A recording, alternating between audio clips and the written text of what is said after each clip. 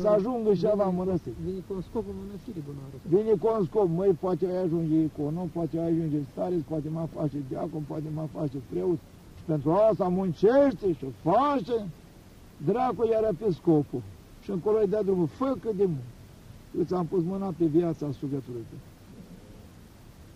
Pavel spune așa, la țintă, la Hristos, nu cum aș bate vântul cu pumnii, zice, și la țintă, la chemarea noastră a Lui care este Hristos. Să n-ai alt scop în mănăstire când te nevoiești decât numai mântuirea sufletului. Da, și slava lui Dumnezeu. Sfântul Ioan Scăraru arată cele trei feluri de repădări de lume. Zice, cela și pentru iubirea de treaptă, pe repădarea de lume o făcut, adică mă duc în mănăstire, poate mă face preot, poate ajunge ceva mare. Și ca tămâia este, care la început miroasă și până scoate fum. Face la ascultare, să se opune în mănăstire, aleargă cu tare, doar a ajunge ținta carierei, care credea el să ajungă în mănăstire. Și dacă se întâmplă Dumnezeu să stea împotrivă, să nu ajungă, atunci nu mai miroasă ca tăți, zic, măi, da ferici, da ascultătorii frate ăsta, măi, da bine, mai fac, măi, da supus, dai bun. Dar nimeni nu știe în inima lui și urmărește el. Iar dacă nu ajunge ținta carierei, începe a cărți. Da! Și l-a făcut geabă, și la preot, și eu stau de atâția ani în mănăstire, eu am muncit mai mult decât dânsi, eu m-am jertfit, nimeni nu mă face nica. Aici începe a scoate fum tămâia noastră. Tămâia noastră începe a puțin, nu mai miroasă. Asta fiindcă în mintea lui lepădarea de lume avea scopul iubirii de treaptă. Și ăla și pe iubirea, deci că pe iubirea de treaptă, pe lepădarea de lume au făcut și ca tămâia este care la început miroasă și pe urmă scoate fum. Și iarăși zice, și ăla și pentru iubirea de câștig, pentru iubirea, pe lepădarea de unul vine la mănăstire să-i dea salari sau pensii, ca să-i mărească și eu deacă mai mult. Și mai pui o recuță la șec. Ai auzit, mi se pare că Sfântul Antonie avea, cât avea pe lună Sfântul Antonie, am uitat, cam câte mii. Și pensioare avea Sfântul Pamur, Sfântul Sesoie, n-ați auzit? Așa se punea basens cu pensii și cu salar, dar avea mult pe vremea și... Dar cam tăți au pensii, cam. N-avea porte la chilii, n-avea trandafiri, n-avea... Acum s-a modificat. În secolul 20-lea acum, nu? Măi, azi-tivă un sfânt mușenic și cuvios care avea salar și pensii, ia să spuneți. Și cam atâta pe lună, dacă nu mai faci ascultare, dacă nu-i dădea atâta pe lună. Vezi cum ne înșelăm noi, nimeni. Mie să dă mai mult. Deci aia, dacă ți-o dă-o la 8 înapoi, sau dă-o la sărează. Iar dacă nu ți-o dă, nu-ți pare rău. Noi n-am nimeni pentru leapă aici, nici dacă Zău Hristos îl are. Și dacă o floare din rai, spune Sfântul Andrei cel nebun, pentru Hristos. Când a venit îngerul cu cele 3 coroane, știți, când în vedenie așa, o coroană de aur, una era de pietre scumpe și una era de flori albe și roșii. Și când am văzut să lupte cu satana pe vis, cu arapă și dă-mi o floare din corona asta, a zis către înger. Și a zâmbit îngerul la el. 60 ținere în Constantinopol. Hai. 60. Dă-mi o floare ca asta. Și dacă biruiești pe satana, el o arată câte din noapte la Norica, care vei să iei la luptă acolo, că era în vedenie, în fața Mântuitorului. Și îți dau toate 3 este coroană. Iar dacă nu să știi că o floare din coroana asta e mai scumpă decât toate comorile lumii, că e din rai. Și asta nu mai moare, are viață veșnică. S-a stricat. A băgat din coada pe cuvânt, ca să întrerupe în cuvânt. Continuă. Mai este cealaltă acolo. Deci, și ăla ce pentru iubirea de treaptă, zice, pe lepădarea de lume au făcut, și ca piatra de moară este, sunt Ioan Scăraru, care de apură într-o așerea să învârtere. Adică acasă, munșe, fășe, alerga și scape pe un ban. Un salariu, un pensii, facă ceva avere și vine în mănătire să învârte ca piatra de moară, tot într-o așerea. Băi, să munceți, să fac poate mări salariul și ăla, poate și pensia mai mare, sau mălea de vecini, știi ce? Tot să învârte roată, ca piatra de moară. Nu pățăm așa, nu? Așa e bine că vorbim de păcate. Așa e. Da, așa-i sau nu? Așa fac eu păcat. Eu păcătos. Dar eu sunt. Iau câteva ani, mai fac câteva ani. Și eu ne-au spus părintele Șoba, eu că am numai 9 ani de vechime. Băi, zic, mai las un an. Măcar 10, băi, s-a mânat de pensie. Și eu sunt vinovat, băi, dar vă spun, măcar să cunoaște, mergea și unul de drept. Și cred că eu sunt chei de biserică, eu sunt mai păcătos decât ăsta, știi. Dar vreau să vă spun, am să vă spun și a treilea fel de repădare de lume. Și la și zice pentru slava lui Dumnezeu, zice, de repădarea de lume o au făcut. Adică n-are scop nici să ajungă mare, nici să câștige bani și pentru mântuire. Unul cu așa până la moarte să jertfește pe sine nimic nădăjduind decât mântuirea sufletului. Adică să jertfește în toate probleme, dar n-are nevoie de nimic. Să-mi dea Dumnezeu mântuire. Așa e pe drum bun, așa n-aleargă în deșert. Așa e pe drumul duhovnicesc, adevărat călugă. Eu să-mi dea Dumnezeu mântuire, nu-mi trebuie nici așa. Că mântuirea mea scumpă decât toate care există sub cer. Și acum a întrebat a doua, păcatul este așa asta, că cineva face fapta bună cu scop rău. Fapta bună are trup și suflet, v-am spus, lucrarea faptei bune care ar fi, de orice nuanță, este trupul faptei bune, iar sufletul este scopul. Dacă ne arăpe diavolul scopul, faptele bune, cât de bune ar fi, dacă scopul e rău, trec de partea scopului, să fac rele tot.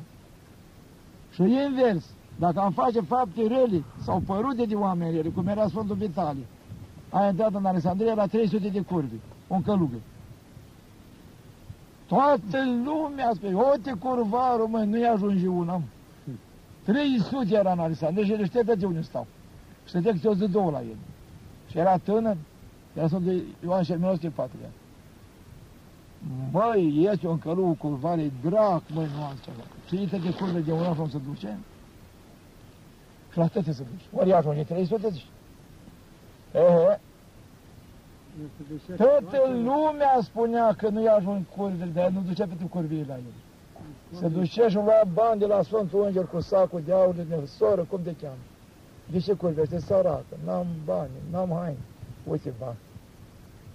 Te rog pentru Dumnezeu să nu mai curvi. Gata, o înfricoșa cu munca genii, cu slava raiului, lasă-te de păcat, ești în soare. M-aș mărita părând asara, că nu mai e nimic. Îi de comode întregi. N-a bani și să iei sub bărbați să te măriți. I-a făcut pe toate să mărite, să părăsească păcatul și cele mai multe să le iasă păcatul cu la mănăstire să facă călugăriți. Au observat de la o vreme că curvele din oraș pleacă la mănăstire, altele se mărită, altele nu mai curvesc, nu mai primesc pe acolo hata lui pe la ele și ei văd. De când merge de tare pe la ei. Și una din ei, dar el le-a jurat să nu spui și le învață el. Nu cumva să spuneți că cuiva că eu intru la voi să vă învăț cuvânt. Spuneți că eu intru pentru păcat. Și una din ele l-a tradat. Și nu judecați pe Părintele Vitalie că Îngerul Dumnezeu este. El vine ne scoate din genă. Și așa i s-a îndrășit. Și a chinuit-o dracu. Că de ce a spus Tania? Că n-a vrut să spui Tania. Și până nu s-a dus el la vendicat-o noastră. Până la moartea lui n-a vrut să știe nimic. La moartea lui s-a făcut minuni mari. Și toate curvile care s-a lăsat de păcat și s-a făcut călugărit, toate a început să spui fapta lui și a bună. Pe mine m-a învățat să postez. Pe mine ne-a spus despre ea. Mie ne-a spus de rai. Mie mi-a dat bani să mă mărit. Cu mine a făcut făgăduință. Să lăs păcatul, că dacă nu mă mânjești de diavol, m-am fricoșat cu epilepsie. Și pe toate ne-au oprit de la păcat. Iar el stătea cu psaltirea, toată noaptea lângă noi știa la psaltirie și nu mânca. Câte 3-4 zile că nu gusta nimic, stătea la noi. Una ne învăța cuvântul Dumnezeu. Și am mântuit 300 de curvi. Și toată lumea a socotea, fiindcă a intrat la curvă, că e mare curva. Dar nu-i păsa de oameni. Că el, fata, era părută ră, dar scopul era bun. Scopul era să scoată de la curvie și din ea nu se ducea pentru păcat. Și iată că toate faptele bune ale lui au trecut de partea scopului. Și Sfântul Vitalie ne închinăm la el astăzi, din Alexandru. Deci când faci o faptă bună, chiar dacă în fața unul pare rău, tu dacă ai scop bun, nu-ți pasă. Eu știu. Deci toată fapta bună când se face, mintea trebuie să privească la scopul ăsta. Să fie spre slava lui Dumnezeu.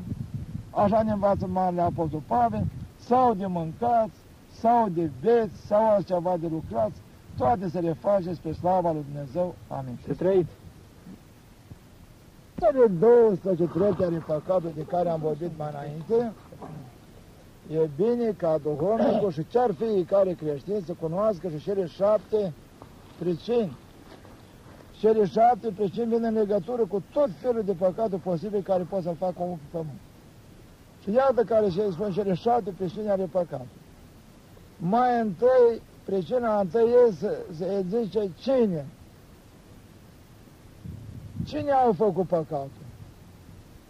Împăratul, archereul, preotul, diaconul, călugărul, conducătorul unei țări, a unui oraș, dascălul, omul prost, omul simplu, omul păgân, omul creștin.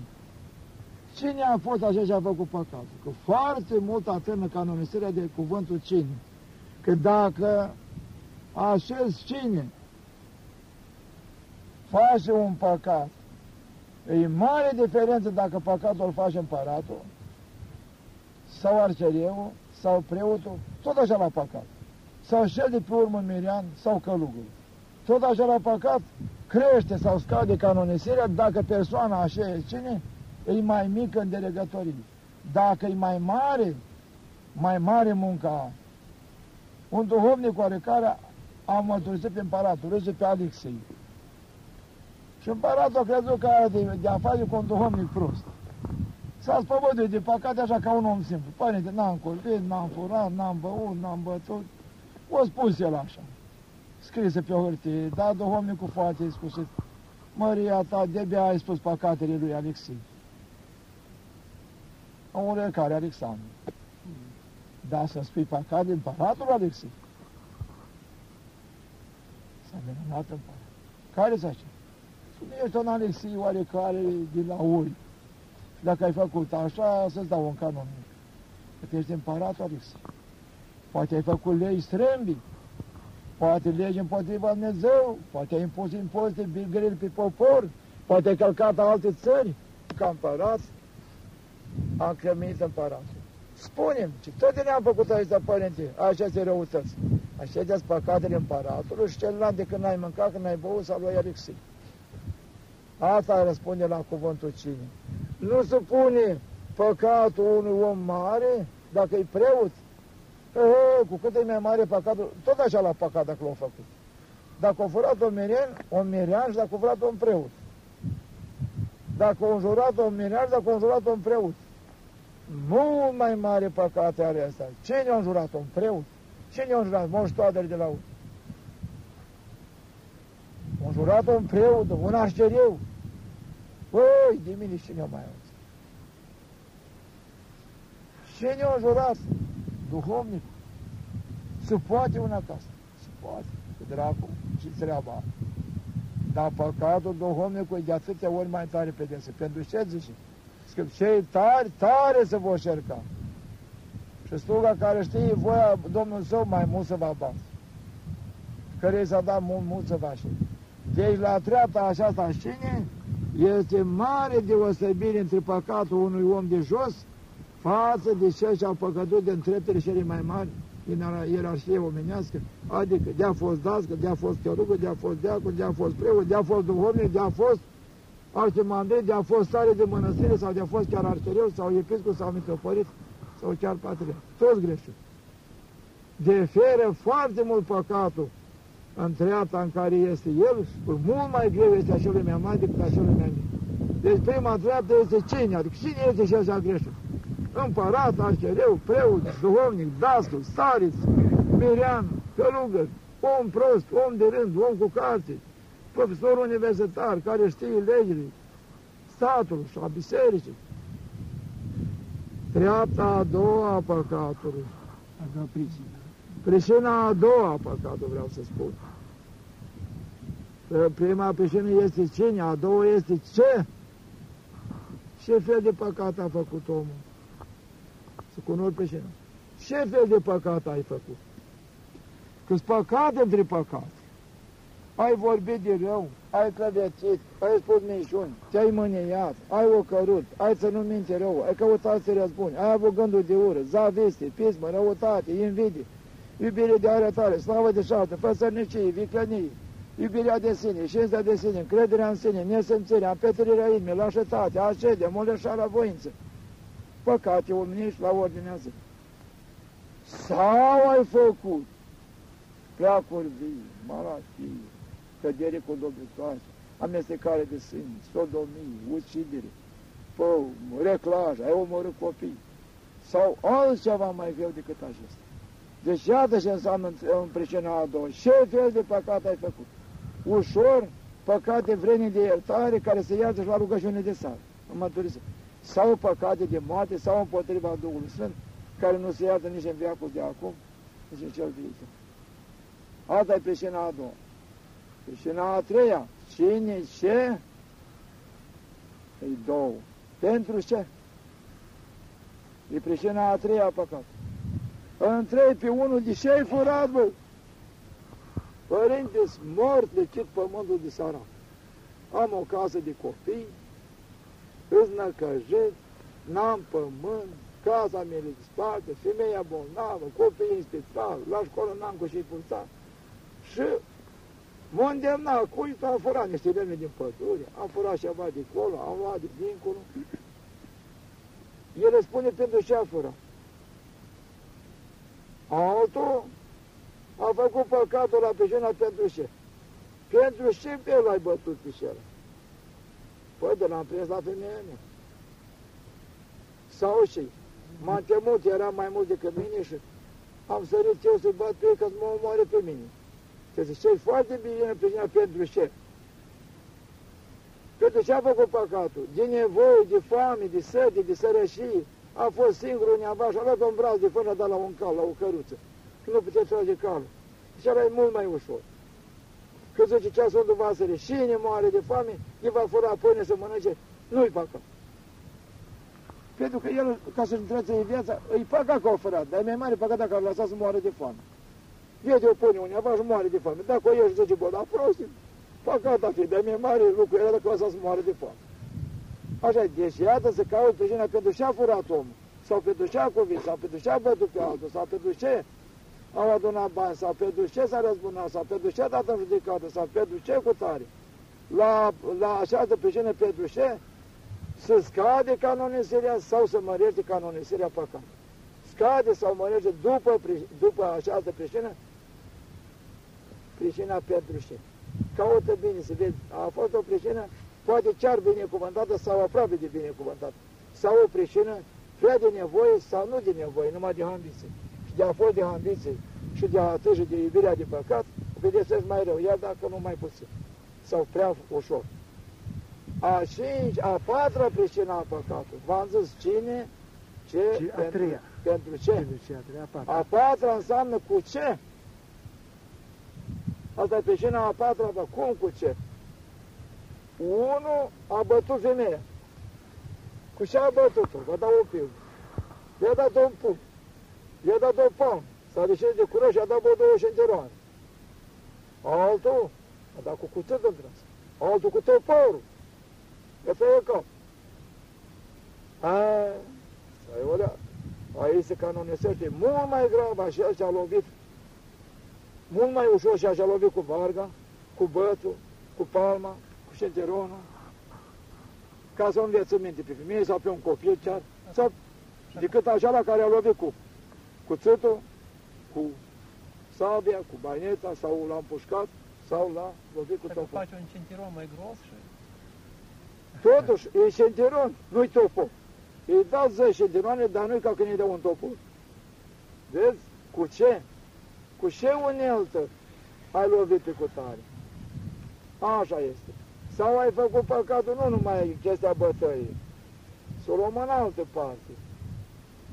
Te-ai dus să câștigi o avere străină. Și cu ce mijloace? Părinte, ia ca așa-am făcut.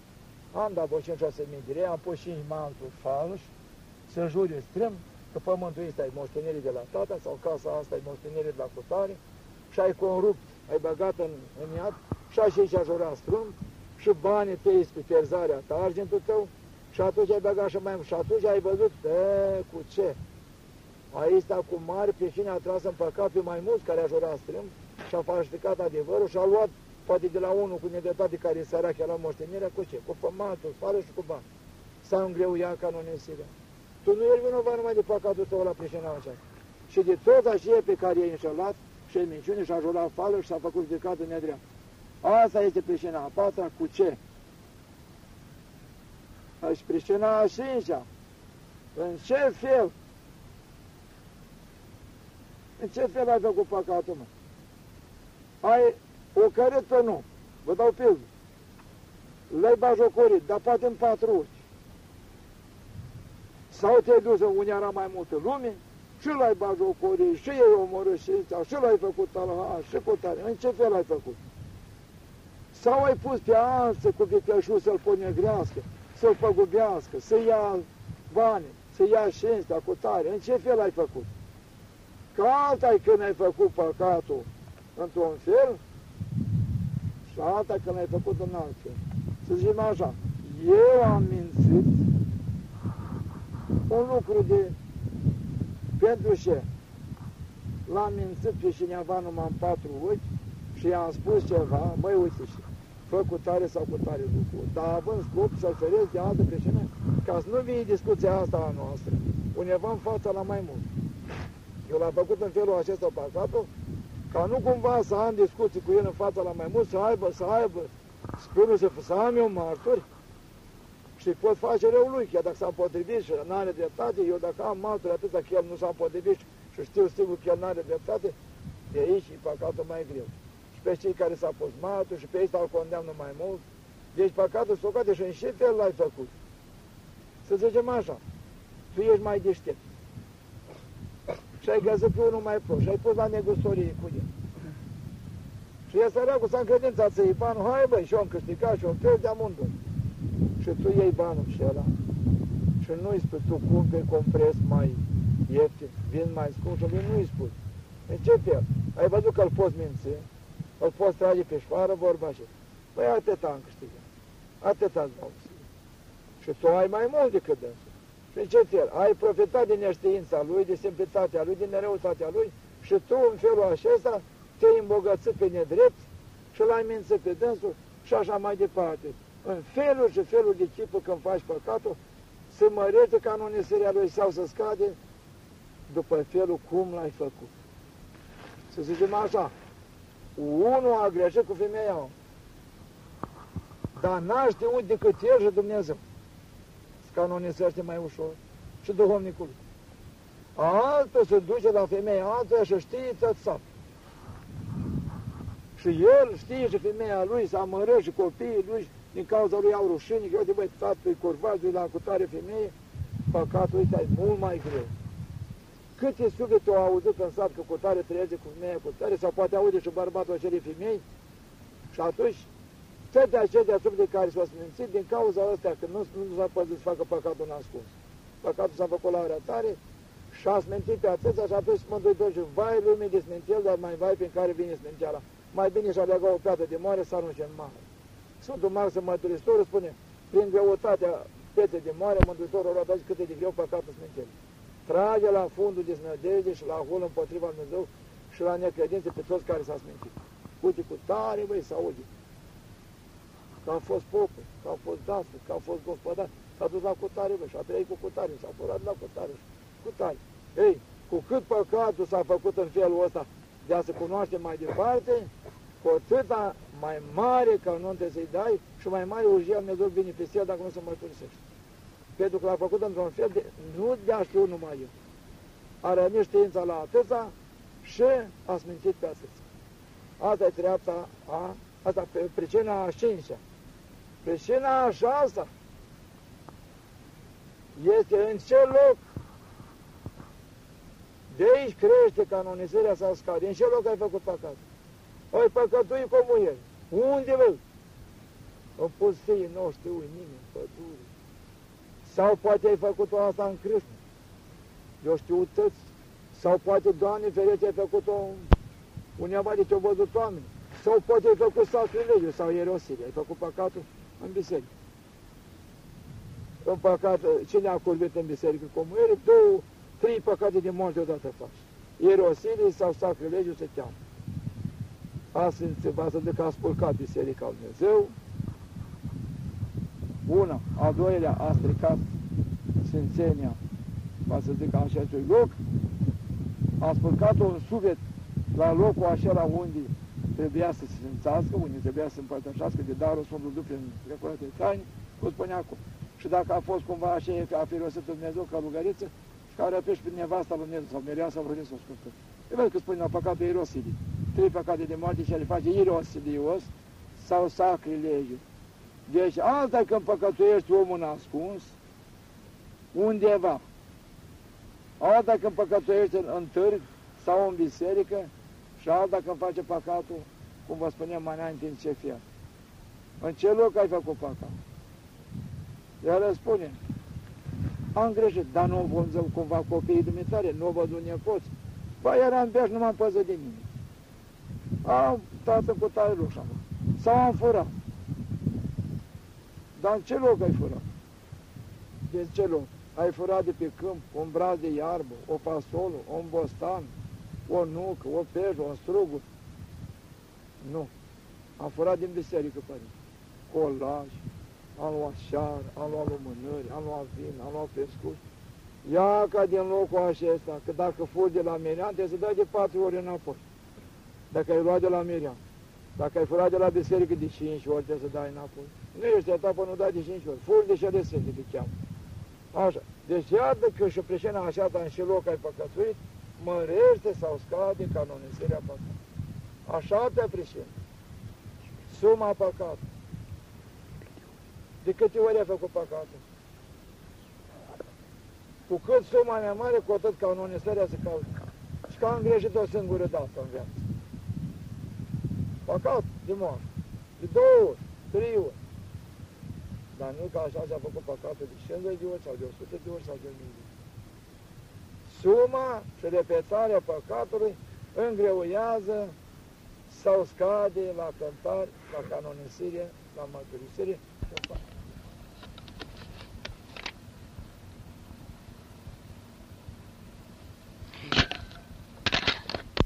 Mai puțin acela care păcătuiește odată, de 2 ori sau de mai puține ori. Acestea sunt președinile păcatului mai pe scurt. Eu o să obosesc, le-am spus așa, trece, fiindcă m-a spus zădăre să le spun. Le-am spus aici. Nu le-am spus ca pe carte, așa ca din memorie.